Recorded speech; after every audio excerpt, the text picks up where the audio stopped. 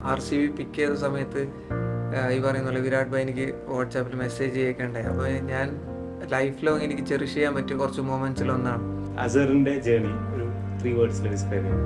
3 വേർഡ്സിൽ describe ചെയ്യാന്ന് പറഞ്ഞാൽ കുറച്ച് ബുദ്ധിമുട്ടാണ്.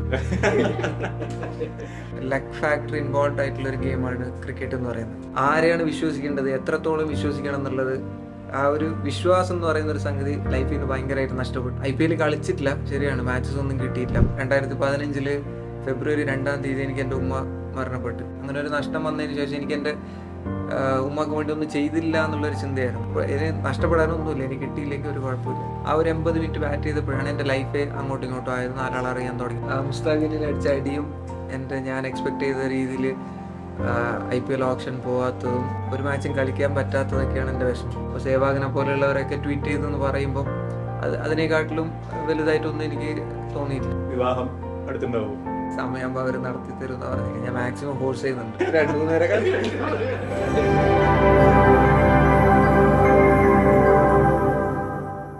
U gave us cricket, we made a better team. ലണ്ടനിലെ വിഖ്യാതമായ ബ്രിട്ടീഷ് ലൈബ്രറിയിൽ വെച്ച് ഒരു സ്റ്റാൻഡപ്പ് കോമഡി അവതരിപ്പിക്കവേ ശശി തരൂർ MP പറഞ്ഞ വാക്കുകളാണ്. ലോക ക്രിക്കറ്റ് ഭൂപടത്തിൽ അവഗണിക്കാനാവാത്ത ഒരിടമുള്ള ടീമാണ് ഇന്ത്യയുടേത്. ഈ രാജ്യത്തിൻ്റെ ഇങ്ങേ തലക്കൽ തളങ്കര എന്ന കൊച്ചു ഗ്രാമത്തിൽ നിന്ന് വന്ന ലോർഡ്സ് വരെ സ്വപ്നം കണ്ട ഒരു ചെറുപ്പക്കാരനാണ് നമ്മുടെ അതിഥി. വെൽക്കം ടു വണ്ണം show. Thank you.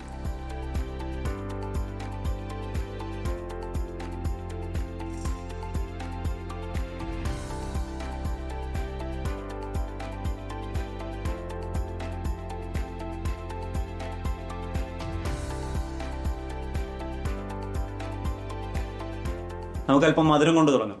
ഹൈവിൻ്റെ saffron honey കേക്കാണ്. Thank you. ഒരുപാട് ക്രിക്കറ്റ് ചരിത്രം പറയാനുള്ള ഒരു രാജ്യമാണ് നമ്മുടേത്. ആമിർ ഖാൻ്റെ ലഗാന് തൊട്ടുള്ള ചരിത്രം നമുക്ക് പറയാനുണ്ട്. ഈ രാജ്യത്ത് ക്രിക്കറ്റ് കളിക്കാത്തതായിട്ട് ആരും തന്നെ ഇല്ല. അപ്പോൾ ഇങ്ങനൊരു രാജ്യത്ത് നിന്ന് വരുമ്പോൾ ഇത് സാധാരണഗതിയിലുള്ള ഒരു കളി എന്നതിനപ്പുറത്തേക്ക് ഇതെൻ്റെ പ്രൊഫഷനാണെന്ന് തീരുമാനിക്കാനുണ്ടായ സാഹചര്യം എന്തായിരുന്നു? ഈ പറയുന്ന പോലെ തന്നെ നമ്മളും സച്ചിൻ്റെയും സേവാഗിൻ്റെയും കളിയൊക്കെ കണ്ട് TV-ൻ്റെ മുമ്പിൽ നിന്ന് സച്ചിൻ സാർ ഔട്ടാകുന്ന സമയത്ത് TV ഓഫ് ചെയ്ത് പോയി. അങ്ങനെയൊക്കെ ഒരു പാഷൻ്റെ പുറത്ത് തുടങ്ങിയതാണ്. അപ്പം ഇപ്പോൾ അത് പാഷൻ എന്നൊക്കെ പറയും. അന്ന് ഒരു രസം, കണ്ടത്തിൽ കളിക്കണം, അവിടെ പോകണം, ഇവിടെ പോകണം, ഇല്ലെങ്കിൽ ട്യൂഷന് പോകുന്നത് ട്യൂഷൻ കട്ട് ചെയ്യാൻ എന്തെങ്കിലും വകുപ്പിട്ടോ നോക്കണം. അത് നോക്കുമ്പോൾ ഏറ്റവും ബെസ്റ്റ് ഒരു സാധനം ഇതാണ്, വൈകുന്നേരം ആകുമ്പോൾ കളിക്കാൻ പോകണം. അപ്പോൾ ആ ഒരു രീതിയിൽ തുടങ്ങിയതാണ്. ഏതോ ഒരു സ്റ്റേജ് കഴിഞ്ഞപ്പോൾ ഇതൊരു പ്രൊഫഷനായി മാറുകയാണ് ചെയ്തത്. ഞാൻ മാറ്റിയതല്ല, സാഹചര്യങ്ങളുടെ സമ്മർദ്ദം മൂലം അതങ്ങനെ ആവുകയാണ് ചെയ്തത്. ഒരു പക്ഷേ ചിലവർ പറയുന്നുണ്ടാവും എന്താണ് പഠിക്കായിരുന്നു, പഠിച്ചിട്ട് അതായിരുന്നു. എനിക്ക് പഠിക്കാനുള്ള ഒരു കെൽപ്പൊന്നുമില്ല. അപ്പോൾ എനിക്ക് തോന്നി ഏറ്റവും നല്ലത് ഇത് തന്നെയാന്ന് തോന്നി. അങ്ങനെ ഈ ഒരു ഫീൽഡിലേക്ക് വന്ന് ഇതൊരു പ്രൊഫഷനായിട്ട് മാറുകയാണ് ചെയ്തത്. ഞാൻ മാറ്റിയതല്ല. സോ അസറുദ്ദീൻ ജൂനിയർ അസറുദ്ദീൻ എന്ന് സെൽഫായിട്ട് വിശേഷിപ്പിക്കാറുണ്ട്. അങ്ങനെ പറയേണ്ട ഒരു സാഹചര്യം ഉണ്ടായിരുന്നു? തീർച്ചയായിട്ടും എന്താ പറയുക, പ്രോപ്പറായിട്ടുള്ള അസറുദ്ദീൻ എന്ന് പറയുന്നത് ഹൈദരാബാദുകാരനാണ്. അപ്പം അവരുടെ പേര് ഇൻസ്പയർ ചെയ്തിട്ടാണ് എനിക്ക് ഈ പേരിടുന്നത്. അപ്പം ഞാൻ വിചാരിച്ചു പേര് വരുന്നുള്ളത് അസറുദ്ദീൻ്റെ പേര് ബേസ് ചെയ്തിട്ട്. അതെ, അസറുദ്ദീൻ്റെ പേര് ഇൻസ്പയർ ചെയ്തിട്ട് എൻ്റെ ഏട്ടൻ എനിക്ക് ഇട്ട പേരാണിത്. അപ്പം എന്താ പറയുക, ഗൂഗിളിലൊക്കെ അടിക്കുകയാണെങ്കിൽ ആദ്യം ലെജൻഡ് അസറുദ്ദീൻ്റെ പേര്. അപ്പോൾ നമ്മുടെ പേര് എപ്പോഴും താഴെ വരെ. അപ്പോൾ ഞാൻ തന്നെ തീരുമാനിച്ചു എന്തായാലും സീനിയർ ആയിട്ട് ഒരാളുണ്ട്, എന്നാൽ പിന്നെ ഞാൻ ജൂനിയർ ആയിട്ട് ഇരിക്കട്ടെ, അങ്ങനെ തന്നെ ഇരിക്കട്ടെ എന്ന് വിചാരിച്ച് ഞാൻ ജൂനിയർ ആക്കിയതാണ്. സോ നമുക്കൊരു ജൂനിയർ അസറുദ്ദീനെ കിട്ടി. നാട്ടിലൊരുപാട് ജൂനിയർ രവിശാസ്ത്രിമാരും രാഹുൽ ദ്രാവിഡ്മാരൊക്കെ ഉണ്ട്. അവരോട് എന്താണ് പറയുന്നത്? ആദ്യം എനിക്ക് പറയേണ്ടത്, അവർ ജൂനിയർ അല്ല, അവർ സീനിയർ രവിശാസ്ത്രിയും സീനിയർ രാഹുൽ ദ്രാവിഡാണ്. കാരണം രവിശാസ്ത്രീനെ ദ്രാവിഡിനെ കിട്ടിയാൽ ഇവർ കോച്ച് ചെയ്യും, അങ്ങനെയല്ല ഇങ്ങനെയെന്ന് പറഞ്ഞാളെ. അപ്പം അങ്ങനത്തേക്ക് ആൾക്കാരുണ്ട്. നമുക്ക് വേണ്ട സാധനങ്ങൾ നമ്മൾ എടുക്കുക, 2 ചെവി അതിനാണ്, ഒരു ചെവി കൂടെ കേൾക്കുക, ഒരു ചെവി കൂടെ വിടുക. അത്രയും നമുക്ക് ചെയ്യാൻ പറ്റുന്നുണ്ടെങ്കിൽ നമ്മൾ മെച്ചുവേർഡായി എന്നാണ് അർത്ഥം. ഞാൻ അങ്ങനെ ഇഗ്നോർ ചെയ്യേണ്ട കാര്യങ്ങൾ ഞാൻ ഇഗ്നോർ ചെയ്യും. പക്ഷേ എല്ലാവരും ആര് സംസാരിച്ചാലും ഞാൻ കേൾക്കും. ഇനി എൻ്റെ വയസ്സിന് താഴെയുള്ളവരാണെങ്കിലും എൻ്റെ വയസ്സിന് മുതിർന്നവരാണെങ്കിൽ ആര് സംസാരിച്ചാലും ഞാൻ കേൾക്കും. ഇഗ്നോർ ചെയ്യേണ്ട സംഗതിയാണ് ഞാൻ ഇഗ്നോർ ചെയ്യും. പോസിറ്റീവായിട്ട് സമീപിക്കാന്ന്. അടുത്തത് ഒരു ക്യൂരിയോസിറ്റിയിൽ നിന്ന് വരുന്നൊരു ചോദ്യമാണ്. എല്ലാവർക്കും ഭയങ്കര താല്പര്യം, അറിയാൻ ഭയങ്കര താല്പര്യമുള്ള ഒരു കാര്യം, ഡ്രസ്സിംഗ് റൂമിൽ എന്താണ് സംഭവിക്കുന്നത്? ഫസ്റ്റ് മാച്ച് ആയി കഴിഞ്ഞാലും പ്രീ മാച്ച് ആയി കഴിഞ്ഞാലും എന്താണ് അതൊരു ഇതുവരെ എക്സ്പ്ലോർ ചെയ്തിട്ടില്ലാത്തൊരു മേഖല. അപ്പൊ അതിൻ്റെ അകത്ത് എന്ത് സംഭവിക്കും അറിയാൻ താല്പര്യമുണ്ട്. എന്താ പറയുക, ബാക്കി പറഞ്ഞതുപോലെ ഓഫ് ദ ഫീൽഡും ഓൺ ദ ഫീൽഡും ആൾക്കാരെല്ലാം കാണുന്നുണ്ട്, ഒരു ടു ആൻ എക്സ്റ്റെൻഡ് എല്ലാം കാണുന്നുണ്ട്.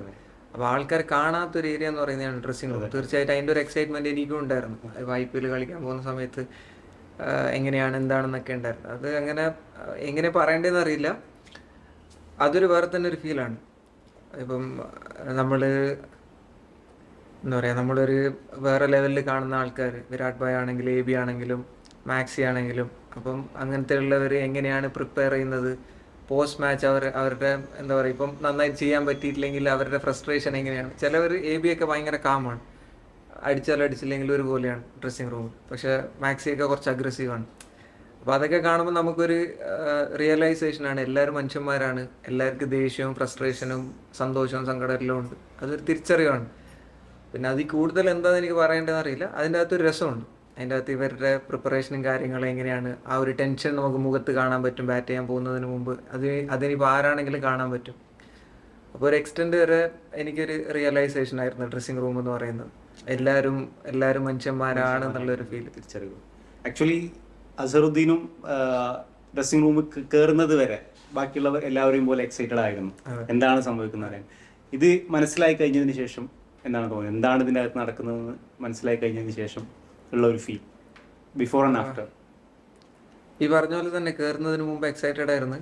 കയറി കഴിഞ്ഞപ്പം ഒരു തിരിച്ചറിവോട് കൂടിയിട്ട് പുറത്തു വന്നതേ ഉള്ളൂ. I opener. അതെ, അത്രേ ഉള്ളൂ.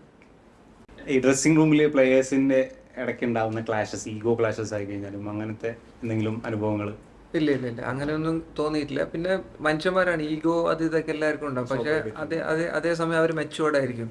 എവിടെയാണ് അത് കാണിക്കേണ്ടത്, എവിടെയാണ് കാണിക്കാണ്ടിരിക്കേണ്ടത്, അതൊക്കെ എല്ലാവർക്കും അറിയാം. അപ്പം അതുകൊണ്ട് എനിക്കത് എൻ്റെ മുമ്പിൽ അത് ഇതുവരെ കണ്ടിട്ടില്ല ഞാൻ അതിൻ്റെ അകത്തൊന്നും. എല്ലാവരും അങ്ങോട്ടും ഇങ്ങോട്ടും ഒരു മ്യൂച്വൽ അണ്ടർസ്റ്റാൻഡിങ്ങിൽ പോയായിരുന്നു. കാരണം ഇതൊരു ടീം ഗെയിമാണ്.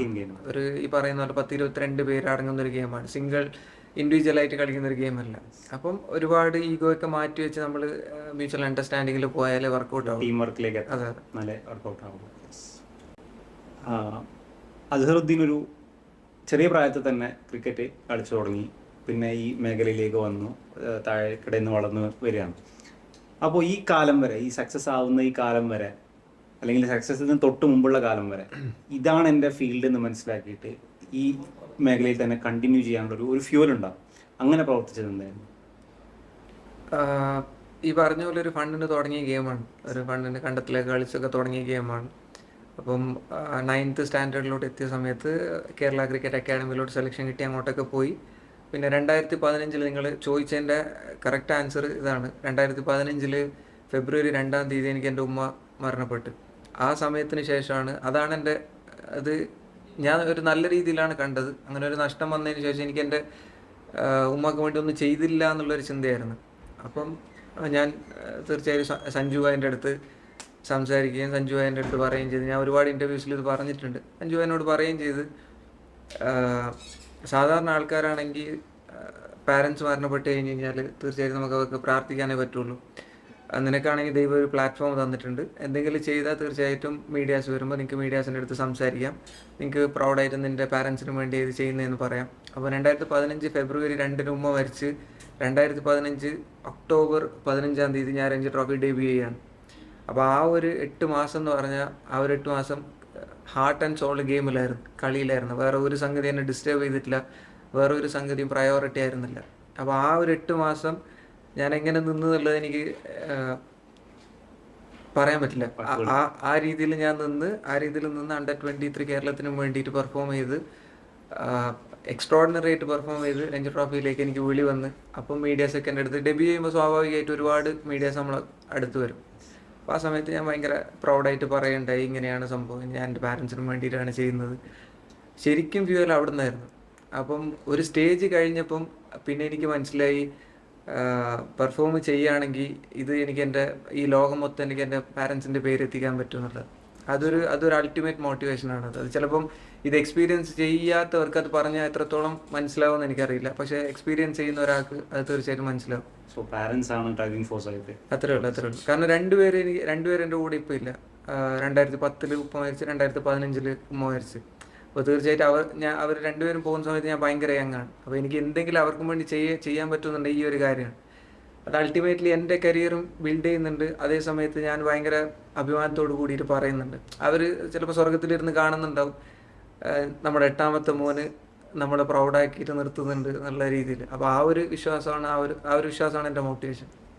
സോ അസറുദ്ദീൻ ഈ ഒരു നേട്ടങ്ങളിലൊക്കെ പിറകെ പോകുമ്പോൾ തന്നെയും ഒരുപാട് കാര്യങ്ങൾ നമുക്ക് എക്സ്പീരിയൻസ് ചെയ്യുന്നു കാണുന്നു. ഇതിൽ ജീവിതത്തിൽ എന്തെങ്കിലും നഷ്ടപ്പെട്ടു എന്നൊരു തോന്നൽ ഉണ്ടായിട്ടുണ്ട്? തീർച്ചയായിട്ടും. ഇപ്പോൾ ഈ പറഞ്ഞ സംഗതി ഒന്ന് എൻ്റെ പാരൻസിൻ്റെ ഒരു ഇൻസിഡൻറ്റ് അതെനിക്ക് നഷ്ടപ്പെട്ടു പോയതിൽ ഏറ്റവും മെയിനായിട്ടുള്ള ഒരു ഫാക്ടറാണ്. രണ്ടാമത് എനിക്ക് നഷ്ടപ്പെട്ടു പോയെന്ന് തോന്നിയത് വിശ്വാസമാണ്. നമുക്ക് ഒരു പക്ഷേ കളീൻ്റെ ഒരു സ്റ്റേജ് കഴിയുമ്പോഴായിരിക്കാം, ഇല്ലെങ്കിൽ ലൈഫ് ഒരു ഏജ് കഴിഞ്ഞ് മുമ്പിലോട്ട് പോകുമല്ലോ, അപ്പോഴായിരിക്കും നമുക്ക് വിശ്വസിക്കാൻ പറ്റിയ ആൾക്കാർ ഭയങ്കര കുറവാണ്. അതിനിപ്പം ഇനി എന്തെന്നൊക്കെ പറഞ്ഞാലും ആരെന്നൊക്കെ പറഞ്ഞാലും പാരൻസിൻ്റെ അടുത്തുള്ള ആ വിശ്വാസം നമുക്ക് ദുനിയാവിന്ന് വേറെ ഒരു സ്ഥലത്ത് നമുക്ക് കിട്ടൂല. അപ്പം ആരെയാണ് വിശ്വസിക്കേണ്ടത്, എത്രത്തോളം വിശ്വസിക്കണം എന്നുള്ളത്, ആ ഒരു വിശ്വാസം എന്ന് പറയുന്ന ഒരു സംഗതി ലൈഫിൽ നിന്ന് ഭയങ്കരമായിട്ട് നഷ്ടപ്പെട്ടു. ആളുകളിലുള്ള വിശ്വാസം നഷ്ടപ്പെട്ടു. അല്ലാണ്ട് ഈ മുഷ്താഖ് അലി ട്രോഫിയിൽ സെഞ്ചുറി അടിച്ചപ്പോൾ അത് നമ്മുടെ CM ഒക്കെ പോസ്റ്റ് ചെയ്തിരുന്നു, വലിയ രീതിയിൽ സെലിബ്രേറ്റ് ചെയ്യപ്പെട്ടിരുന്നു. ആ സമയത്ത് ഉണ്ടായിരുന്ന ഫീല് പിന്നെ അത് മേക്കപ്പ് ചെയ്യാൻ പറ്റിയില്ല എന്നുള്ളതാണ് ഒരു സങ്കടമായിട്ട് കാണുന്നത്. ആ സമയത്തുള്ള ഫീൽ എന്തായിരുന്നു?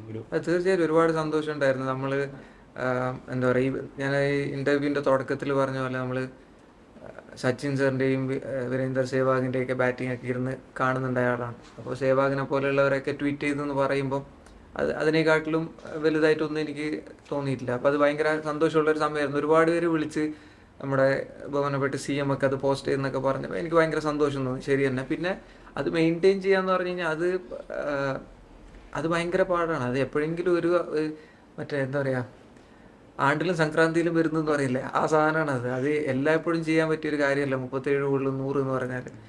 അപ്പം ഞാൻ ആ രീതിയിൽ പ്രതീക്ഷിച്ചിട്ടുമില്ല ഇനി ഇതേപോലത്തെ ഇന്നിങ്സ് എനിക്ക് കളിക്കാൻ പറ്റും, അങ്ങനെയൊന്നും ഞാൻ പ്രതീക്ഷിച്ചിട്ടില്ല. ഞാനൊരു എന്താ പറയുക, ഒരു കൺസിസ്റ്റൻ്റ് ആയിട്ടുള്ള ഒരു ബാറ്റ്സ്മാൻ ആണെന്ന് മാത്രമേ ഞാൻ പ്രതീക്ഷിച്ചിട്ടുള്ളൂ. സോ RCBയിലേക്ക് വന്നു, ഒരു ഡ്രീം പോലെ ആ ഡ്രീം പിന്നെ യാഥാർത്ഥ്യമാവാണ്. ആ സമയത്ത് ഉണ്ടായിരുന്ന ഫീലിങ്സ് ഉണ്ടായിരുന്നു? കാരണം ഇത് ലോകം മൊത്തം കാണുന്നതാണ്, ലോകത്തുള്ള ഒട്ടുമിക്ക പ്രധാനപ്പെട്ട പ്ലേയേഴ്സിൻ്റെ കൂടെ ഇടപെടാനുള്ള ഒരു അവസരമാണ്. ആ സമയത്ത് എന്തായിരുന്നു ഫീലിങ്സ്? നമ്മൾ ചെറുപ്പം മുതൽ ആരാധിച്ച് വരുന്ന പല ആളുകൾ, അവരൊക്കെയാണ് നമ്മൾ നേരിട്ട് കാണുക. ആ ഒരു ഫീൽ എങ്ങനെയായിരുന്നു? ചില കാര്യങ്ങൾ വേർഡ്സ് കൊണ്ട് പറയാൻ പറ്റില്ല. അപ്പം RCB പിക്ക് ചെയ്ത സമയത്ത് ഈ പറയുന്ന പോലെ വിരാട് ഭായ് എനിക്ക് വാട്സാപ്പിൽ മെസ്സേജ് ചെയ്യേണ്ടായി. അപ്പോൾ ഞാൻ ലൈഫ് ലോങ് എനിക്ക് ചെറിഷ് ചെയ്യാൻ പറ്റിയ കുറച്ച് മൊമെൻറ്റ്സിലൊന്നാണ്. അപ്പം IPL കളിച്ചിട്ടില്ല, ശരിയാണ്, മാച്ചസ് ഒന്നും കിട്ടിയിട്ടില്ല. പക്ഷെ എന്നാലും എനിക്ക് എക്കാലത്തേക്ക് ഓർത്ത് വെക്കാൻ പറ്റിയ കുറച്ച് സംഗതികൾ എനിക്ക് IPLൻ്റെ ആ ഒരു ഫേസിൽ എനിക്ക് ഉണ്ടായിട്ടുണ്ട്. അപ്പോൾ തീർച്ചയായും ഒരുപാട് സന്തോഷം ഉണ്ടായിരുന്നു. എന്തുകൊണ്ടാണെന്ന് പറഞ്ഞാൽ എൻ്റെ ഫേവറേറ്റ് ടീമാണ്, IPL ഫേവറേറ്റ് ടീമാണ് RCB. പിന്നെ വിരാട് ഭായ് മെസ്സേജ് അയക്കുന്നതെന്ന് പറയുന്നത്, അവിടെ പോകുന്ന സമയത്ത് AB ഇൻട്രാക്ട് ചെയ്യുന്നത്, അല്ലെങ്കിൽ മാക്സ്വെൽ ഇൻട്രാക്ട് ചെയ്യുന്നത്, സഞ്ജയ് ബങ്കർ കോച്ചായിരുന്നു, പുള്ളിയുടെ കൂടെ ഇൻട്രാക്ട് ചെയ്യാൻ പറ്റുന്നത്. അപ്പോൾ തീർച്ചയായും അതൊക്കെ ഒരു ബ്ലെസ്സിങ്സ് ആണ്. നമ്മൾ സ്ക്രീനിൽ മാത്രം കണ്ടിട്ടുള്ള ആൾക്കാർ, നമ്മൾ പണ്ടേ ഈ പറഞ്ഞ പോലെ നമ്മൾ പണ്ടേ ആരാധിക്കുന്ന ആൾക്കാരാണ്. വിരാട് ഭായ് എന്നൊക്കെ പറഞ്ഞാൽ വേൾഡ് ക്രിക്കറ്റിൽ ഏതോ ലെവലിൽ നിൽക്കുന്ന ഒരു മനുഷ്യനാണ്. അപ്പോൾ പുള്ളിയുടെ കൂടെ എനിക്ക് ഓപ്ഷൻ പിക്ക് ചെയ്ത സമയത്ത് എനിക്ക് ഷെയർ ചെയ്യാൻ, ഡ്രസ്സിംഗ് റൂം ഷെയർ ചെയ്യാൻ പറ്റും, ഇല്ലെങ്കിൽ നെറ്റ്സ് ഷെയർ ചെയ്യാൻ പറ്റും എന്നൊക്കെ അറിഞ്ഞപ്പോൾ ഒരുപാട് സന്തോഷം ഉണ്ടായിരുന്നു. സോ അസറുദ്ദീൻ്റെ കരിയർ ഇപ്പോൾ ഒരു ലെവലിൽ വന്ന് നിൽക്കുകയാണ്. ഇനി നെക്സ്റ്റ് ഒരു സ്റ്റേജിലേക്ക് എത്തും. അപ്പോൾ ഒരുപക്ഷെ നമ്മൾ പ്രതീക്ഷിക്കാത്ത തരത്തിലുള്ള തിരിച്ചടിയില്ല, ആ ഒരു ലെവലിലേക്ക് നമ്മൾ എത്തിപ്പെട്ടേക്കും. ആ സമയത്ത് ഒരു പക്ഷേ സ്വാഭാവികമായിട്ടും ബാക്കി എല്ലാവർക്കും സംഭവിക്കുന്നത് പോലെ ആൾക്കാർ നെഗറ്റീവ് പറഞ്ഞോ, നമ്മൾ എക്സ്പെക്ട് ചെയ്യണം അത്തരം സന്ദർഭങ്ങളെ. അതൊരു ശരിക്കും ഒരു ഫ്യൂച്ചറിലേക്കുള്ള ക്വസ്റ്റ്യനാണ്. അതിനെ എങ്ങനെയായിരിക്കും കൈകാര്യം ചെയ്യാൻ പോകുന്നത്? ഇത് ഭയങ്കര സിമ്പിളായിട്ടുള്ള കേസാണ്. അതായത് ഞാൻ 2015 മുതൽ കളിക്കുന്നുണ്ട്. 2020 ഒരു മുസ്താഖ് അലി ട്രോഫിയിൽ, 2021 ജാനുവരി 13 ഒരു മുസ്താഖ് അലി ട്രോഫിയിൽ ഒരു 1 മണിക്കൂറും 10 മിനിറ്റ് 80 മിനിറ്റ് ബാറ്റ് ചെയ്ത ഞാനാണ് മൊത്തം മാറിയത്. ആ 5 വർഷം കളിച്ചതൊന്നുമല്ല, ആ ഒരു 80 മിനിറ്റ് ബാറ്റ് ചെയ്തപ്പോഴാണ് എൻ്റെ ലൈഫേ അങ്ങോട്ടും ഇങ്ങോട്ടും ആയത്, 4 ആൾ അറിയാൻ തുടങ്ങിയത്, എൻ്റെ ക്രിക്കറ്റിംഗ് കരിയർ മുമ്പിലേക്ക് വന്നതെല്ലാം ചെയ്തത്. അപ്പം അത് അൺഎക്സ്പെക്റ്റഡ് ആയിട്ട് നടന്നൊരു സംഗതിയാണ്. ഞാൻ ഒരിക്കലും വിചാരിച്ചിട്ടില്ല എനിക്ക് അങ്ങനെ ബാറ്റ് ചെയ്യാൻ പറ്റില്ല, ഇങ്ങനെയൊക്കെ ആവുന്നൊന്നും വിചാരിച്ചിട്ടില്ല. അപ്പം ഈ ഗെയിം എന്ന് പറഞ്ഞു കഴിഞ്ഞാൽ നമ്മൾ പ്രതീക്ഷിച്ച സമയത്ത് ചിലപ്പോൾ ഒന്നും തരില്ല, പ്രതീക്ഷിക്കാത്ത സമയത്തായിരിക്കും തരുന്നത്. പിന്നെ ഞാൻ ഭയങ്കര സിമ്പിളായിട്ട് ഇത് കണ്ടേക്കാണ്. ഇതുവരെ എനിക്ക് എന്ത് കിട്ടിയോ അതൊക്കെ ബോണസാണ്. എല്ലാം എനിക്ക് ദൈവം തന്നെ പഠിച്ചോ തന്നതാണ്, എല്ലാം ബോണസാണ്. ഇനി എന്ത് കിട്ടുന്ന അതും ബോണസാണ്. ഒന്നും കിട്ടിയില്ലെങ്കിൽ എനിക്കിത് നഷ്ടപ്പെടാനൊന്നുമില്ല. കാരണം എനിക്ക് ഒരുപാട് കാര്യങ്ങൾ പഠിച്ചോ തന്നു കഴിഞ്ഞു, അതിൽ ഞാൻ ഹാപ്പിയാണ്.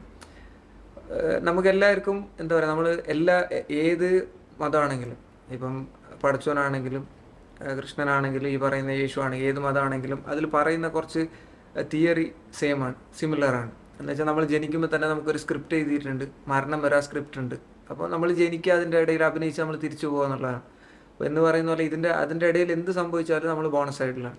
അപ്പോൾ ഞാൻ അത്രേ വിശ്വസിക്കുന്നുള്ളൂ. ഇത് വെച്ച് ഇനി ഞാൻ അതാവും ഇതാവും അങ്ങനെയൊന്നും പ്രതീക്ഷിക്കുന്നില്ല. ഒരു ഇമ്മച്ചുവേർഡായ സമയത്ത് ഞാൻ കുറച്ച് കാര്യങ്ങളൊക്കെ എഴുതിയിട്ടതൊക്കെ ഉണ്ടായിരുന്നു. പക്ഷേ എനിക്കിപ്പം ഇരുന്ന് ആലോചിക്കുമ്പം എന്ത് കിട്ടിയാലും നമുക്ക് ബോണസാണ്. ഇനിയൊന്നും കിട്ടിയില്ലെങ്കിൽ നമുക്ക് നമ്മുടെ ജീവിതത്തിൽ നഷ്ടപ്പെടാനൊന്നുമില്ല. അപ്പോൾ ആൾക്കാർ ഒരു പക്ഷെ നോക്കിയിട്ട് പറയും അന്ന് അവനൊരു 100 അടിച്ചതിന് ശേഷം ഒന്നും അടിച്ചിട്ടില്ല, അതാണ് ഇതാണെന്നൊക്കെ പറയും. അപ്പം നമ്മുടെ മഹിബായി പറയുന്ന പോലെ പുറത്തിരുന്നിട്ട് കമൻറ്റ് പറയാൻ എല്ലാവർക്കും എളുപ്പമാണ്.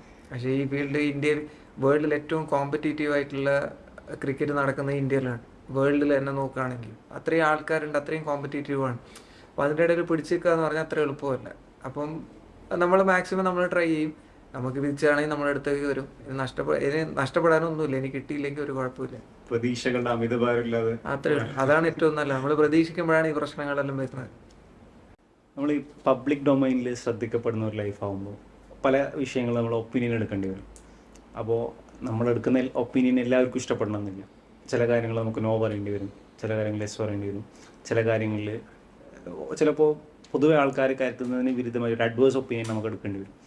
അത് ഭയങ്കരമായ ക്രിറ്റിസിസം പൊതുവെ ഇങ്ങനെയുള്ള ആൾക്കാർ നേരിടേണ്ടി വരുന്ന ഒന്നാണ്. പ്രത്യേകിച്ച് സിനിമ മേഖലയിലും ക്രിക്കറ്റ് മേഖലയിലുള്ള ആൾക്കാർ ഒരു ഒപ്പീനിയൻ എടുക്കുമ്പോൾ പലതരത്തിലുള്ള ക്രിറ്റിസിസംസ് ഫേസ് ചെയ്യേണ്ടി വരാറുണ്ട്.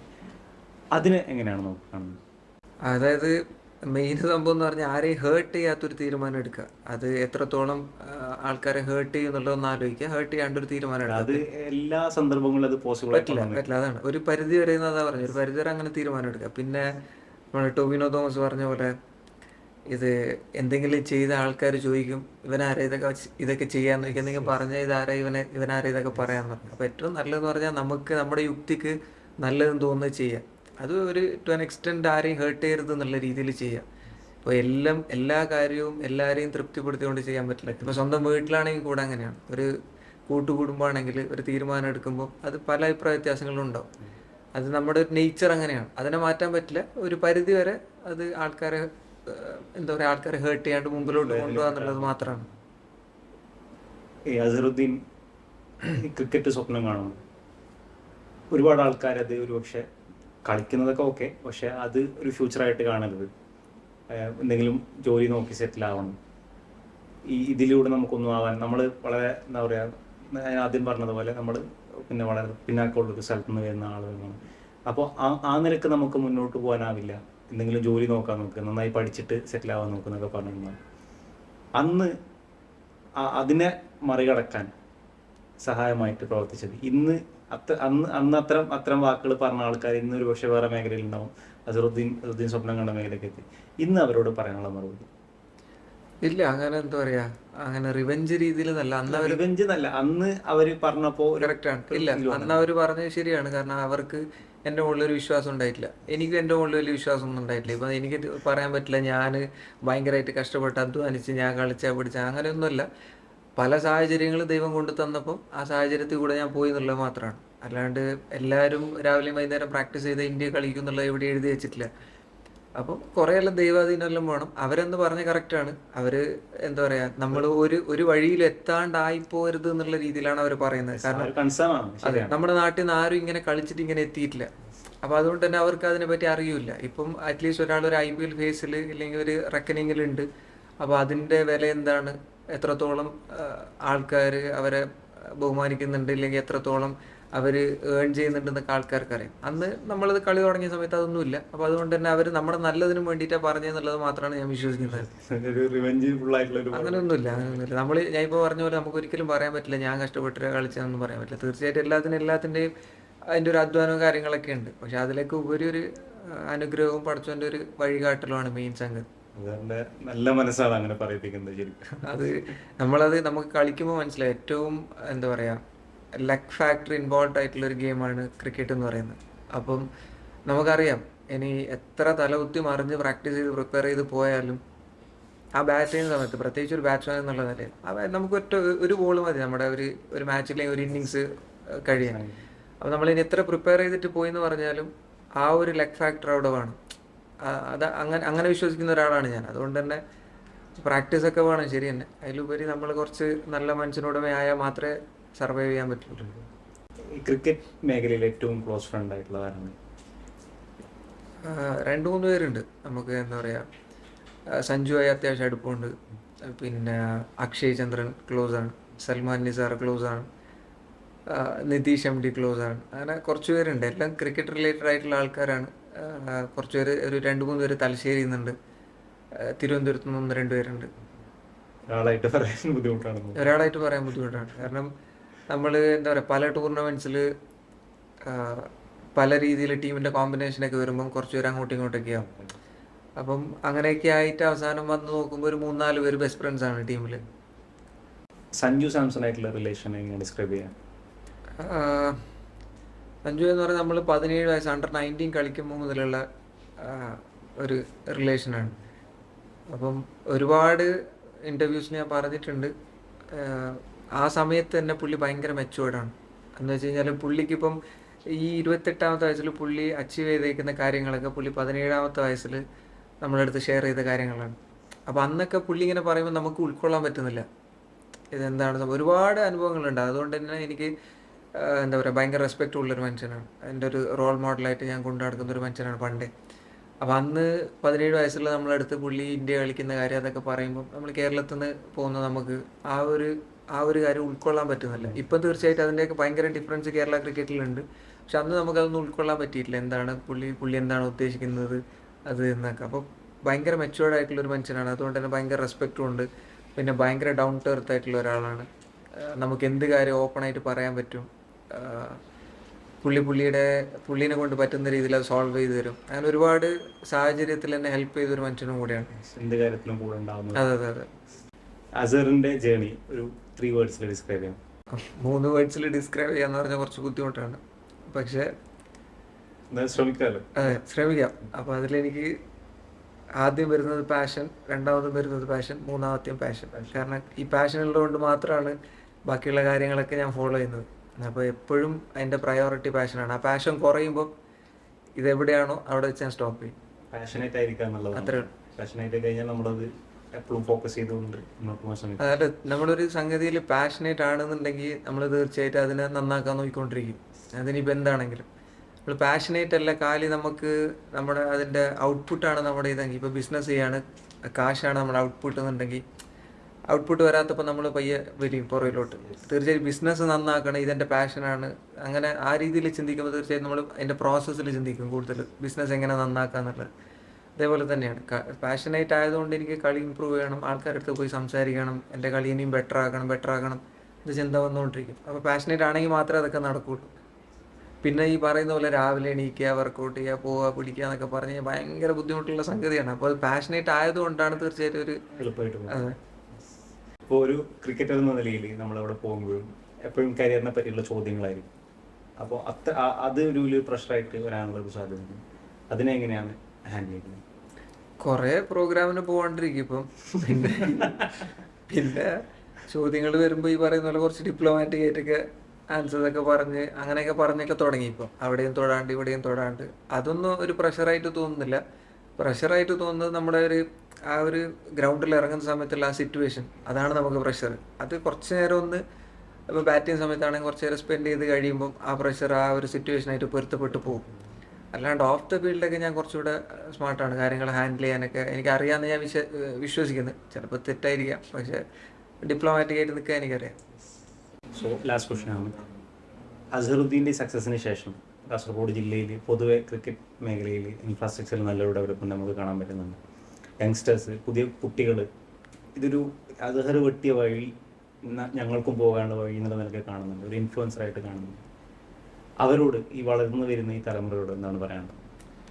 ആദ്യം തന്നെ ഇത് എന്താ പറയുക, സക്സസ് എന്നുള്ളതല്ല, ഒരു സ്റ്റേജും കൂടെ അച്ചീവ് ചെയ്തെന്നുള്ളത് മാത്രമാണ്. സക്സസ്ഫുൾ ആയി എന്നൊന്നും പറയാൻ ഞാൻ ആഗ്രഹിക്കുന്നില്ല, അങ്ങനെ പറയാനായിട്ടില്ല. ഈ ആളുകൾ കാണുന്നത് അങ്ങനെയാണ്. അത് അവരോട് തന്നെയാണ് ഞാൻ പറയുന്നത്. അപ്പോൾ ഇതൊരു സക്സസ് എന്നുള്ളതല്ല, ഒരു സ്റ്റേജും കൂടെ നമ്മൾ അച്ചീവ് ചെയ്ത്, ഇപ്പം രഞ്ജി ട്രോഫി കളിച്ചുകൊണ്ടിരുന്ന ഒരാൾ IPL കളിച്ചെന്നുള്ളത് ഒരു അച്ചീവ്മെൻ്റ് ആണത്. എന്താ പറയുക, ഈ പറയുന്നത് പോലെ നമുക്ക് അധ്വാനിക്കാനുള്ള മനസ്സ് വേണം, ബാക്കിയുള്ളവരെ ഉപദ്രവിക്കാണ്ടിരിക്കണം, അതേസമയം എന്താ പറയുക, പഠിച്ചോ നമുക്കൊരു വഴി കാണിച്ചു തരണം. എല്ലാം എല്ലാം ചേർന്ന് വരുമ്പോഴാണ് ഈ പറയുന്ന അച്ചീവ്മെൻറ്റും കാര്യങ്ങളെല്ലാം ഉണ്ടാകുന്നത്. അപ്പോൾ എനിക്ക് വളർന്നു വരുന്നവരടുത്ത് പറയാനുള്ളത് എന്താണെന്ന് പറഞ്ഞു കഴിഞ്ഞാൽ, തീർച്ചയായിട്ടും ഏതൊരു ഫീൽഡിലാണെങ്കിലും നമുക്ക് അച്ചീവ്മെൻറ്റ്സ് വേണമെന്നുണ്ടെങ്കിൽ നമ്മൾ അതിൻ്റെ പുറകിൽ നമ്മൾ ഇമ്പ്രൂവ് ആയിക്കൊണ്ടിരിക്കണം. അപ്പം ഇമ്പ്രൂവ് ആണെന്നുണ്ടെങ്കിൽ നമ്മൾ അധ്വാനിക്കണം, എല്ലാം വേണം. അതിലൊക്കെ ഉപരി നമ്മൾ ബാക്കിയുള്ളവരുടെ അടുത്ത് കുറച്ചുകൂടെ എന്താ പറയുക, കുറച്ചുകൂടെ നൈസായിട്ടിരിക്കുക. ഒരു മനുഷ്യത്വം എന്ന് പറയുന്ന ഒരു സാധനമുണ്ട്. ഇപ്പം ഒരു വർഷം കേരള ത്രിപുരയായിട്ട് ഒരു മാച്ച് നടക്കുകയാണ്. കേരള ത്രിപുരയായിട്ട് ഒരു മാച്ച് നടക്കുന്ന സമയത്ത് ഒരു ത്രിപുരയിലത്തെ ഒരു തൻ്റെ ഹെൽമെറ്റിൽ ബോൾ കൊള്ളുന്നു, മൂക്ക് ഇവിടെ ഓപ്പൺ ആകുന്നു, ഭയങ്കരമായിട്ട് ബ്ലഡ് വരുന്നുണ്ട്. അപ്പോൾ കേരളത്തിന് ആ വർഷം ഒരു 2-3 ഗസ്റ്റ് പ്ലേയേഴ്സ് ഉണ്ടായിരുന്നു. കേരളത്തിൻ്റെ പുറത്ത് സ്റ്റേറ്റിലുള്ള 2-3 പേര് കേരളത്തിന് വേണ്ടി കളിക്കുന്നുണ്ടായിരുന്നു. അപ്പം പുള്ളി ഇങ്ങനെ തറയിൽ കിടക്കുകയാണ്, ബാറ്റ്സ്മാൻ. അപ്പോൾ ഫിസിയോ വരുന്ന ഒരു സമയമുണ്ട്. അപ്പോൾ നമ്മൾ മാച്ച് ജയിക്കാൻ നിൽക്കുന്ന ഒരു മാച്ചാണ് മാച്ച്. അപ്പോൾ ഈ ഗസ്റ്റായിട്ട് വന്ന പുള്ളി പറയുകയാണ് അമ്പയറിൻ്റെ അടുത്ത്, സാർ എടുത്തുകൊണ്ട് പോകാൻ പറ സാർ, നമുക്ക് ബാക്കി ബാറ്റ്സ്മാരെ വെച്ച് കളിക്കാമെന്ന് പറയാം. അപ്പോൾ അമ്പയർ ചോദിക്കുകയാണ്, എങ്ങനെ ഇങ്ങനെ പറയാൻ തോന്നുന്നു, ഹ്യൂമാനിറ്റി എന്ന് പറയുന്ന ഒരു സാധനമുണ്ട്, ഇവിടെ മൂക്ക് ഇത്രയും ഓപ്പൺ ആയിട്ട് ബ്ലഡ് വന്നുകൊണ്ടിരിക്കുകയാണ്, അപ്പോൾ എങ്ങനെ എനിക്ക് ഇങ്ങനെ പറയാൻ തോന്നുന്നു ചോദിക്കുകയാണ്. അപ്പോൾ പുള്ളി പറയുന്നത്, കളിച്ച് ഹ്യൂമാനിറ്റിയൊക്കെ പോയി, മനുഷ്യത്വം പോയി എന്ന് പറയാണ്. അപ്പോൾ തിരിച്ച് അമ്പയർ ആ പുള്ളിയുടെ അടുത്ത് പറയുന്നത്, സച്ചിൻ ടെണ്ടുൽക്കർ എത്ര വർഷം കളിച്ച്, പുള്ളി ഇപ്പോഴും എന്ത് ജെൻറ്റിലാണ് ആൾക്കാരുടെ അടുത്ത് കളിച്ചെന്ന് പറഞ്ഞിട്ട് ഒരിക്കലും ഹ്യൂമാനിറ്റി പോകരുത്, മനുഷ്യത്വം വേറെ, കളി വേറെ എന്നുള്ളത്. അപ്പോൾ എനിക്ക് പറയാനുള്ളതാണ്, ബാക്കിയുള്ളവരുടെ അടുത്ത് കുറച്ചുകൂടെ നൈസായിട്ട് നിൽക്കുക, ആ ഒരു മനുഷ്യത്വം എന്ന് പറയുന്ന ആ ഒരു സംഗതിക്ക് ഇമ്പോർട്ടൻസ് കൊടുക്കുക എന്നുള്ളതാണ്. അതെ. കരിയറിലെ ഹാപ്പിയസ്റ്റ് ആൻഡ് സാഡസ്റ്റ് മൊമെന്റ്സ് ഏതൊക്കെയാണ്? ഹാപ്പിയസ്റ്റ് എന്ന് പറഞ്ഞാൽ ഈ IPL കിട്ടിയ സമയത്ത് വിരാട് ഭായ് അയച്ച മെസ്സേജ്, അതെനിക്ക് ലൈഫ് ലോങ്ങിലേക്കുള്ള മെസ്സേജാണ്. അത് വെൽക്കം ടു RCB എന്നൊക്കെ പറഞ്ഞ മെസ്സേജ് അയച്ച് എനിക്ക് തീരെ വിശ്വസിക്കാൻ പറ്റിയിട്ടില്ല. അതെ അങ്ങനെ. അപ്പോൾ അത് ഹാപ്പിയസ്റ്റ് ആയിട്ടുള്ളൊരു ഇതുവരെ ഉള്ളതിൽ ഏറ്റവും നല്ല മൊമെൻ്റ് ആയിട്ട് എനിക്ക് തോന്നി. സാഡസ്റ്റ് എന്ന് പറഞ്ഞു കഴിഞ്ഞാൽ കഴിഞ്ഞ വർഷം IPL അൺസോൾഡ് ആയി ഞാൻ. അപ്പോൾ എനിക്കത് കുറച്ച് വിഷമവും തോന്നി. കാരണം അതിന് മുമ്പത്തെ വർഷം ഞാൻ വിചാരിച്ച പോലെ IPL പോയില്ല, എനിക്ക് മാച്ചസ് കളിക്കാൻ പറ്റിയില്ല. അപ്പോൾ ഞാൻ പ്രിപ്പയർ ഒക്കെ ചെയ്ത് അടുത്ത വർഷത്തേക്ക് റെഡി ആയി നിൽക്കായിരുന്നു. അപ്പോൾ അൺസോൾഡ് ആയി. അപ്പോൾ അതെനിക്ക് കുറച്ച് വിഷമമായിട്ട് തോന്നി. ഒരു പേഴ്സണൽ ക്വസ്റ്റ്യനിലേക്കാണ്, വിവാഹം അടുത്തുണ്ടാവുമോ? അറിയില്ല, അത് ഏട്ടന്മാരെല്ലാം പ്ലാൻ ചെയ്യുന്നുണ്ട്, സമയമാകുമ്പോൾ അവർ നടത്തി തരും എന്ന് പറഞ്ഞു. ഞാൻ മാക്സിമം ഫോഴ്സ് ചെയ്യുന്നുണ്ട്. ആരെങ്കിലും കണ്ടുവച്ചിട്ടുണ്ടോ? കണ്ടുവച്ചിട്ടുണ്ട്, പക്ഷെ അത് വലിയ താമസമില്ലാണ്ട് തന്നെ. സോ ഇത്രയും കളിച്ചതിൽ ആൾക്കാർ പ്ലേയേഴ്സ് ക്രീസിലേക്ക് ഇറങ്ങുമ്പോൾ ഫാൻസ് ഏറ്റവും കൂടുതൽ ചിയർ ചെയ്യുന്നു എന്ന് തോന്നിയിട്ടുള്ള ഒരു പ്ലെയർ, ഫാൻ ബേസ് ഉള്ള ആള് തോന്നിയിട്ടുള്ള ആർക്കാണ്? അതായത് എന്താ പറയാ, വിരാട് ഭായിനെ എനിക്ക് തോന്നിയിട്ടുണ്ട്. വിരാട് ഭായ് ബാറ്റ് ചെയ്യാൻ പോകുന്ന സമയത്ത് ഭയങ്കരമായിട്ട് ചിയർ ചെയ്യുന്ന ഒരു സംഭവം. IPL സമയത്ത് ഞാൻ എക്സ്പീരിയൻസ് ചെയ്തത്. നമ്മൾ ഇന്ത്യയിൽ നടന്ന സമയത്ത് ക്രൗഡ് ഉണ്ടായിട്ടില്ല. അത് ദുബായിലോട്ട് IPL മാറ്റിയപ്പോൾ അവിടെ ക്രൗഡ് പെർമിഷൻ ഉണ്ടായിരുന്നു. അപ്പം അവിടെ നിന്ന് എനിക്ക് എക്സ്പീരിയൻസ് ചെയ്യാൻ പറ്റി. അപ്പോൾ അത്യാവശ്യം നല്ല ക്രൗഡ് ഇത് എന്താ പറയുക, വെൽക്കം ചെയ്യുന്ന ഒരു രീതിയിൽ. പക്ഷേ അതിനേക്കാട്ടിലും കൂടുതൽ തോന്നിയത് മഹി ഭായിൻ്റെയാണ്. മഹി ഭായ് ബാറ്റ് ചെയ്യാൻ വരുന്ന സമയത്ത് എന്താ പറയുക, നമ്മുടെ ഇപ്പുറത്തെ ഡ്രസ്സിങ് റൂമിൽ നിന്ന് വരെ നമ്മളിങ്ങനെ നോക്കിപ്പോവും. അത് ഭയങ്കര ചിയറിങ് ആണ്. ഭയങ്കര ചിയറിങ് എന്ന് പറഞ്ഞാൽ ആ സ്റ്റേഡിയത്തിൻ്റെ ആ വൈബ്രേഷൻ നമുക്ക് ഫീൽ ആവും. പക്ഷേ ഇതിലും വലിയൊരു മനുഷ്യരുണ്ട്, സച്ചിൻ സാറ് മുംബൈ ഇന്ത്യൻസ് ആയിട്ടുള്ള മാച്ചിലില്ലേ, തല ഇങ്ങനെ പുറത്തിട്ടാൽ മതി, അപ്പോൾ സ്ക്രീനിൽ കാണിക്കും, അപ്പോൾ സ്റ്റേഡിയം ഇളകി മാറി. അത്രയും സപ്പോർട്ട് എനിക്ക് വേറെ ഒരാളേക്കും കണ്ടിട്ടില്ല, ഒരാളേക്കും തോന്നിയിട്ടില്ല. അതായത് മൂപ്പര് പുറത്തൊന്നും വരൂല, പുള്ളി ഡ്രസ്സിങ് റൂമിൻ്റെ അകത്തേ ഇരിക്കുക, പുറത്ത് തീരെ വരാൻ പറ്റില്ല, അകത്തിരിക്കുക. അപ്പോൾ ഏതെങ്കിലും ഒരു സിറ്റുവേഷനിൽ ജസ്റ്റ് ഒന്ന് തല ഇങ്ങനെ പുറത്തിട്ട് ഒരു 10 സെക്കൻഡ് മറ്റേ ഇങ്ങനെ നിൽക്കും. അപ്പോൾ ആ സമയത്ത് കറക്റ്റ് ക്യാമറ സ്ക്രീനിൽ കാണിക്കും. ആ സമയത്ത് സ്റ്റേഡിയം ഷെയ്ക്ക് ചെയ്യുന്ന രീതിയിൽ വേറൊരാൾക്കും എനിക്ക് തോന്നിയിട്ടുണ്ട്. ഇതുവരെ കളിച്ചതില്ലേ ഏറ്റവും ഫേവറേറ്റ് ഇന്നിംഗ്സ് ഏതാണ്? ഇപ്പോൾ റീസെൻ്റ് ആയിട്ട് നടന്ന മുസ്താഖ് അലിയിൽ കർണാടകയ്ക്കെതിരെ ഞാൻ ഒരു 95 നോട്ട് ഔട്ട് അടിച്ച്. അത് സാധാരണ ഞാൻ ഓപ്പണിംഗ് ആണ് ബാറ്റ് ചെയ്യുക, ഓപ്പണറാണ് T20. അപ്പോൾ ആ മാച്ച് ടീമിൻ്റെ കോമ്പിനേഷനൊക്കെ നോക്കി ഞാൻ 1 ഡൗണാണ് ബാറ്റ് ചെയ്യാൻ പോകുന്നത്. അപ്പോൾ 7ാമത്തെ ഓവറിലാണ് ബാറ്റ് ചെയ്യാൻ പോകുന്നത്. അപ്പോൾ അതുവരെയുള്ള പ്രിപ്പറേഷൻ മാച്ചസ് എല്ലാം ഞാൻ ഓപ്പണിംഗ് ഇറങ്ങി. ആ ഒരു പെർട്ടിക്കുലർ മാച്ചിൽ 7th ഓവർ ഞാൻ ബാറ്റ് ചെയ്യാൻ പോകണം. അപ്പോൾ പവർ പ്ലേ ഒക്കെ കഴിഞ്ഞിട്ട് പോവുകയാണ്. അതൊരു കളിക്കുന്നവർക്ക് ഒരു പക്ഷേ മനസ്സിലാക്കാൻ പറ്റും. അപ്പോൾ ആ സമയത്ത് ബാറ്റ് ചെയ്യാൻ പോകുമ്പോൾ ഫീൽഡേഴ്സ് എല്ലാം സ്പ്രെഡായി, സർക്കിളിൽ നിന്ന് എല്ലാവരും പുറത്തായി, പവർ പ്ലേ കഴിഞ്ഞില്ല, പുറത്തായി. അപ്പം ഇതെങ്ങനെയാണ്, ഇത് എങ്ങനെ തുടങ്ങണം, കുറേ കാലമായിട്ട് പവർ പ്ലേയിൽ ബാറ്റ് ചെയ്തുകൊണ്ടിരുന്നതാണ്. ആ ഇന്നിങ്സ് ഒരുവിധം ഞാൻ സർവേ ചെയ്ത് പോയി അവസാനം 20 ഓവർ വരെ ബാറ്റ് ചെയ്ത് ടീമിനൊരു 180 സ്കോറിലെത്തിച്ച് ആ മാച്ച് നമ്മൾ കർണാടകയ്ക്കെതിരെ ജയിക്കുന്നു T20. ഞാനൊരു 95 നോട്ട് ഔട്ട് അടിച്ചെന്നൊക്കെ പറയുമ്പോൾ തീർച്ചയായിട്ടും അത് ഫേവറേറ്റ് ആയിട്ടുള്ള ഒരു ഇന്നിങ്സാണ്. നമ്മൾ കളിക്കാൻ വേണ്ടി പാഡ് കെട്ടി ബാറ്റും കൊണ്ട് ഇറങ്ങുമ്പോൾ സ്റ്റേഡിയത്തിൽ ഒരു 100,000 പേഴ്സ് ഓഫ് ഐസ് നമ്മൾ ഒരൊറ്റ ആളെ ഫോക്കസ് ചെയ്യാണ്. ആ ഒരു മൊമെന്റ്, ആ ഒരു ഗൂസ് ബംസ് മൊമെന്റ് അതിനെ എങ്ങനെയാണ് ഡിസ്ക്രൈബ് ചെയ്യുന്നത്? ടു ബി ഫ്രാങ്ക് ഞാൻ ഇതുവരെ എക്സ്പീരിയൻസ് ചെയ്തിട്ടില്ല, പക്ഷെ ഞാൻ ഡ്രസ്സിങ് റൂമിൽ നിന്നിട്ട് ഒരു ഫീൽ എനിക്ക് കിട്ടിയിട്ടുണ്ട്. അപ്പം എനിക്കൊന്ന് ഗൂസ് ബംസിലുപരി നമുക്ക് എന്താ പറയുക കുറച്ച് പ്രഷറാണ് ഉണ്ടാവുക. ഇവർ ഇത്രയും ആൾക്കാരുണ്ട് എന്നുള്ളൊരു പ്രഷറാണ് ഉണ്ടാവുക. പക്ഷേ ഞാൻ മനസ്സിലാക്കിയ ഒരു സംഗതി, ഇപ്പോൾ ടെലികാസ്റ്റ് മാച്ചസിലൊക്കെ നമുക്ക് ഈ ഫീൽ വരും, ക്യാമറാസ് ഉണ്ട്, അതുണ്ട് ഇതുണ്ടെന്നൊക്കെ. പക്ഷേ നമ്മൾ ഗ്രൗണ്ടിൽ ഇറങ്ങിക്കഴിഞ്ഞ് കഴിഞ്ഞാൽ ഇപ്പോൾ ബാറ്റ് ചെയ്യാൻ നിൽക്കുമ്പോൾ ആദ്യത്തെ മാക്സിമം ഒരു 1-2 ഓവറൊക്കെ നമുക്കിത് തോന്നുള്ളൂ. പിന്നെ അത് കഴിഞ്ഞ് നമ്മൾ ആ ഗെയിമായിട്ട് ഇൻവോൾവ് ആയി കഴിയുമ്പോൾ ഇതൊക്കെ മറക്കും. നമ്മൾ എവിടെയാണ് കളിക്കുന്നത്, ആർക്കെതിരാണ് കളിക്കുന്നത്, അതൊക്കെ നമുക്കൊരു വിഷയമല്ലാണ്ടോ, അതൊക്കെ ഇറലവൻ്റ് ആയിപ്പോൾ ആ ഒരു സാഹചര്യത്തിൽ. ആ ഒരു സാഹചര്യത്തിൽ ആ സിറ്റുവേഷൻ എന്താണ്, നമ്മളിപ്പോൾ ചേസ് ചെയ്യുകയാണെന്നുണ്ടെങ്കിൽ ഈ എങ്ങനെയാണ് നമ്മൾ ഈ ടോട്ടൽ എത്തുക എന്നുള്ളത്, ഇല്ലെങ്കിൽ ആദ്യം ബാറ്റ് ചെയ്യുകയാണെന്നുണ്ടെങ്കിൽ ഈ വിക്കറ്റിൽ എന്താണ് നല്ല ടോട്ടൽ, ഒപ്പോണൻസ് എന്തൊക്കെയാണ് ചെയ്യുന്നുള്ളത്, അതൊക്കെയായിരിക്കും നമ്മൾ പ്രയോറിറ്റി ചെയ്യുന്നത്. അപ്പം ഈ പറയുന്നത് പോലെ ബാക്കി ഗൂസ് ബംസ് എന്നുള്ളതില്ല, ഒരുപക്ഷെ കുറച്ച് പ്രഷർ ഉണ്ടാവും. ഇപ്പോൾ ABD തന്നെ ഒരു ഇൻ്റർവ്യൂവിൽ പറഞ്ഞിട്ടുണ്ട്, എത്രയോ വർഷം ഇൻ്റർനാഷണൽ കളിച്ചിട്ടും പുള്ളി ബാറ്റ് ചെയ്യാൻ പോകുന്ന സമയത്ത് പുള്ളിക്ക് ആ ഒരു ബട്ടർഫ്ലൈസ് ഉണ്ടാവും. അപ്പോൾ ആ പ്രഷറാണത്. അത് ഇനി എത്ര കളിച്ചാലും അത് കുറച്ച് സമയത്തേക്ക് അതുണ്ടാവും. നമ്മളൊരു ഇന്നിങ്സ് സ്റ്റാർട്ട് ചെയ്യുമ്പോൾ കുറച്ച് സമയം അതുണ്ടാവും. അപ്പം ഗൂസ് ബംസിലുപരി ചെറിയൊരു പ്രഷറാണ് ഉണ്ടാവുക. ഓക്കെ, നമ്മൾ ഓൾ ഇന്ത്യ ലെവലിൽ കളിക്കാണ്, രാജ്യത്തൊട്ടുമിക്ക ആളുകൾ നമ്മൾ അറിയപ്പെടുന്നു. തിരിച്ച് നാട്ടിലേക്ക് വരുമ്പോൾ, നാട്ടിലെ പഴയ ആൾക്കാരായിട്ട് കളിക്കുമ്പോൾ ആ ഒരു സമയത്ത് ഉണ്ടാകുന്ന ഒരു ഫീൽ, ഒരു പ്രഷർ ഉണ്ടാകുന്നുണ്ടെങ്കിൽ അതിന്, അല്ലെങ്കിൽ ആ ഒരു സമയത്ത് ഉണ്ടാകുന്ന ഫീൽ എന്താ? തീർച്ചയായിട്ടും ബാക്കി എന്താ പറയുക കോമ്പറ്റീറ്റീവ് ആയിട്ട് കളിക്കുന്ന ക്രിക്കറ്റ് പോലെയല്ല. നമ്മുടെ നാട്ടിലിപ്പം ലീഗ് മാച്ചസ് ഒക്കെ കളിക്കുമ്പോൾ തീർച്ചയായിട്ടും ഒരു പ്രഷർ ഉണ്ടാവും. അത് മാത്രമല്ല എന്താ പറയുക, ഈ നിങ്ങൾ ചോദിച്ച പോലെ ഒരുപാട് പേര് ഏറ്റവും കൂടുതൽ എൻ്റെ കളി കാണാൻ വരുന്ന ഒരു പക്ഷേ നാട്ടിൽ കളിക്കുന്ന സമയത്തായിരിക്കും, കാസർഗോഡ് കളിക്കുന്ന സമയത്തായിരിക്കും. അസർ കളിക്കുന്നുണ്ട്, അസറിൻ്റെ കളി കാണാൻ പോകണമെന്നുള്ളത്. അപ്പോൾ തീർച്ചയായിട്ടും ആ ഒരു പ്രഷർ ഉണ്ടാവാറുണ്ട്. പക്ഷേ ഈ പറഞ്ഞ പോലെ തന്നെ ക്രീസിൽ ഇറങ്ങിയിട്ട് ഒരു 2-3 ഓവർ ബാറ്റ് ചെയ്തൊക്കെ കഴിയുമ്പോൾ ഇത് പേടിയാണ് കളിക്കുന്നതെന്നുള്ള ബോധമൊന്നും ഉണ്ടാവില്ല. പിന്നെ ആ ഒരു സാഹചര്യം എങ്ങനെ തരണം ചെയ്യുക എന്നുള്ളത് മാത്രമാണ്. നമ്മൾ നന്നായിട്ട് പെർഫോം ചെയ്ത ഒരു കളി ടീം തോക്കണം, അല്ലെങ്കിൽ നമ്മൾ മോശം പെർഫോം ചെയ്തിട്ട് ടീം ജയിക്കാണ്, അങ്ങനെയുള്ള സിറ്റുവേഷൻസ് ഉണ്ടാകുമ്പോൾ അതെങ്ങനെയാണ് അനുഭവപ്പെട്ടിരുന്നത്? നമ്മൾ നന്നായിട്ട് പെർഫോം ചെയ്തിട്ട് ടീം തോറ്റു പോകുമ്പോൾ ഒരു തീർച്ചയായിട്ടും മെജോറിറ്റി ക്രിക്കറ്റേഴ്സ് എങ്ങനെയാണെന്ന് പറഞ്ഞു കഴിഞ്ഞാൽ ഞാൻ മനസ്സിലാക്കിയത്, പക്ഷേ ശരിയാകും തെറ്റാണ്, തീർച്ചയായും നമുക്ക് പെർഫോം ചെയ്യണമെന്നൊക്കെ ഉണ്ട്. പക്ഷെ നമ്മൾ എപ്പോഴും ടീം ജയിക്കുമ്പം നമ്മളെപ്പോഴും ഹാപ്പിയാണ്. അതിന് ഏത് ടീം ആയിക്കോട്ടെ, ഇനിയിപ്പം IPL ആയിക്കോട്ടെ, രഞ്ജി ആയിക്കോട്ടെ, ഏതായിക്കോട്ടെ, നമ്മളെ ക്ലബ് ടീം ആയിക്കോട്ടെ, ഏതായാലും നമ്മുടെ ടീം ജയിക്കുക എന്നുള്ളതാണ് അൾട്ടിമേറ്റ്. അതിന് നമുക്ക് കോൺട്രിബ്യൂട്ട് ചെയ്യാൻ പറ്റിയാൽ നമ്മൾ എന്താ പറയുക, നമുക്ക് ഒന്നും കൂടെ സന്തോഷം ഉണ്ടാവും. ആ സന്തോഷത്തിൻ്റെ മേലെ സന്തോഷമായിരിക്കും. ഇനി നമുക്ക് പെർഫോം ചെയ്യാൻ പറ്റിയിട്ടില്ലെങ്കിൽ നമുക്ക് ഒരിക്കലും നിരാശ ഉണ്ടാവില്ല, കാരണം നമ്മൾ ടീം ജയിക്കുന്നുണ്ട്. അപ്പം അൾട്ടിമേറ്റ് എന്ന് പറഞ്ഞാൽ ടീം വിൻ ചെയ്യുക എന്നുള്ളതാണ്. അപ്പോൾ അതിൽ നമുക്ക് കോൺട്രിബ്യൂട്ട് ചെയ്യാൻ പറ്റിയാൽ നല്ലത്. ഇനി കോൺട്രിബ്യൂട്ട് ചെയ്യാൻ പറ്റിയില്ലെങ്കിൽ തന്നെ അതൊരു വിഷമമായിട്ട് ഞാൻ കാണാറില്ല, കാരണം നമ്മൾ ടീം ജയിക്കുന്നുണ്ട് എന്നുള്ള രീതി. നമ്മൾ പെർഫോം ചെയ്തിട്ട് ടീം തോറ്റ് കഴിഞ്ഞാൽ തീർച്ചയായും നമുക്ക് വിഷമമാണ്. അത് എന്താ പറയുക, ഓക്കെ നമ്മൾ അടിച്ച റണ്ണിൻ്റെ ഒരു സാറ്റിസ്ഫാക്ഷൻ നമുക്കുണ്ടാവും, പക്ഷേ അൾട്ടിമേറ്റ്ലി നമ്മൾ പെർഫോം ചെയ്യുന്നത് ടീമിനെ ജയിപ്പിക്കാനാണ്. അപ്പോൾ ടീം തോക്കുമ്പോൾ നമുക്ക് തീർച്ചയായിട്ടും വിഷമമായിട്ട് വരും. So that's that. Thank you for coming to One Show. All the best for your future. Thank you so much.